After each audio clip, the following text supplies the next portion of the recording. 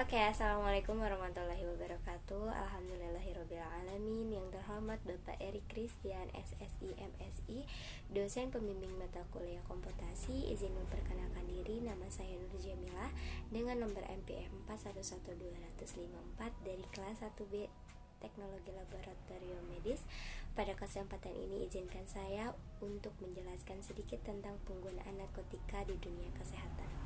Baik, langsung saja. Sebelumnya, apa sih narkotika? Narkotika adalah zat atau obat yang berasal dari suatu tanaman, baik sintetis maupun semi-sintetis, yang dapat menyebabkan penurunan atau perubahan kesadaran, bisa menghilangkan rasa nyeri, bahkan menyebabkan ketergantungan terhadap si pengguna. Oleh sebab itu, obat yang mengandung narkotika adalah obat yang memerlukan pengawasan khusus, baik itu dari apoteknya atau diawasi oleh pemerintah agar tidak disalahgunakan dalam penggunaannya maupun peredarannya. Lalu, apa saja sih jenis-jenis narkotika yang digunakan di bidang medis atau dunia kesehatan? Yang pertama, ada LSD, yang berfungsi sebagai obat untuk mengobati ketergantungan, perawatan terhadap depresi, dan menghilangkan rasa sakit kepala. Yang kedua, ada jamur psychedelic yang berfungsi sebagai obat sakit kepala cluster dan OCD. Yang ketiga, ada ekstansi yang berfungsi untuk mengurangi kecemasan, meringankan gejala Parkinson, dan perawatan untuk PTSD. Keempat, ada kokain yang berfungsi sebagai obat bius atau obat pencahar yang digunakan sebagai multigenes. Selanjutnya, yang kelima, ada heroin yang berfungsi sebagai obat bius penahan nyeri yang mampu untuk perawatan pasien kanker dan orang memiliki sakit kronis yang ekstrim. Yang keenam, ada amfetamin yang berfungsi sebagai obat depresi ataupun obesitas ataupun bisa juga untuk stroke. Dan yang terakhir, ada ganja yang berfungsi sebagai obat untuk kanker, AIDS, sklerosis, glaukoma, dan epilepsi. Baik, untuk selanjutnya, dalam Undang-Undang tahun 2009 tentang narkotika dikelompokkan menjadi 3. Pada pasal 6 ayat pertama, itu memiliki 4 poin. Poin pertama, narkotika golongan pertama adalah narkotika yang hanya digunakan untuk tujuan pengembangan ilmu pengetahuan dan tidak digunakan dalam terapi, serta mempunyai potensi sangat tinggi yang dapat mengakibatkan ketergantungan.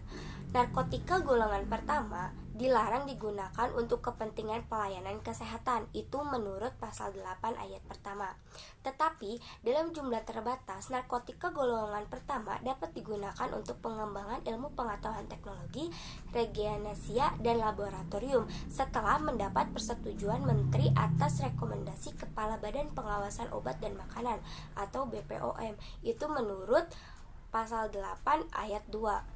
Baik, untuk selanjutnya, poin yang kedua, yang dapat digunakan dalam pelayanan kesehatan adalah narkotika golongan 2 dan golongan 3. Narkotika golongan 2 adalah narkotika yang berkhasiat sebagai pengobatan yang digunakan sebagai pemilihan terakhir dan dapat digunakan dalam terapi ataupun untuk tujuan pengembangan ilmu pengetahuan serta mempunyai potensi yang tinggi yang dapat mengakibatkan ketergantungan. Sementara itu, narkotika golongan 3 adalah narkotika yang berkhasiat sebagai pengobat dan banyak digunakan dalam terapi atau untuk tujuan pengembangan ilmu pengetahuan serta mempunyai potensi yang ringan yang dapat mengakibatkan ketergantungan tersebut. Poin yang selanjutnya, poin ketiga, ganja termasuk narkotika golongan pertama, dan apabila ganja akan digunakan dalam pelayanan kesehatan harus melalui beberapa tahap. Yang pertama, ada melalui tahap serangkaian penelitian. Yang kedua, setelah mendapatkan kesepakatan internasional. Nah, selanjutnya si ganja itu melalui pemindahan dari narkotika tingkat pertama menjadi narkotika ke dalam golongan kedua atau golongan ketiga melalui keputusan Menteri Kesehatan sebagaimana diatur dalam Undang-Undang Nomor 35 Tahun 2009 tentang narkotika. Penjelasannya ada pada pasal 6 ayat ketiga. Lalu buat poin terakhir, yaitu poin keempat, dengan demikian dapat disimpulkan memang ada golongan narkotika yang dapat digunakan untuk pengobatan atau terapi, yaitu golongan 2 atau golongan 3, sedangkan golongan pertama yang termasuk ganja dilarang digunakan ya guys. Kesimpulannya, narkotika di atas meski mengandung zat-zat yang berbahaya, namun juga memiliki banyak manfaat di bidang medis atau di dunia kesehatan. Maka pengaturan narkotika harus benar-benar dalam pengawasan yang ketat.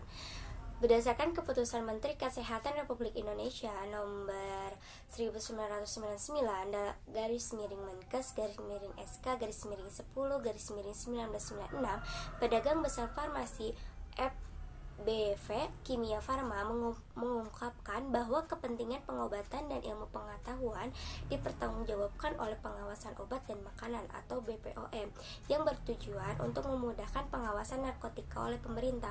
Tetapi masih banyak orang-orang yang menyalahgunakan obat-obat tersebut. Awalnya digunakan untuk pengobatan dan rehabilitas bagi pasien, tetapi dijadikan sebagai aktivitas ilegal. Tak sampai di situ, obat-obatan yang termasuk narkotika tersebut hanya diperlukan dalam bidang kedokteran, khususnya dalam proses operasi, di mana obat yang digunakan tersebut merupakan golongan pertama dalam tingkat narkotika, yaitu seperti kokain. Kokain tersebut digunakan untuk memberikan penekanan rasa sakit di kulit atau sebagai obat bius, lebih terkhususnya pada proses operasi pembedahan mata, hidung, dan tenggorokan. Mungkin cukup sekian yang dapat saya sampaikan, kurang lebihnya mohon dimaafkan. Wabillahi taufiq wal hidayah. Wassalamualaikum warahmatullahi wabarakatuh.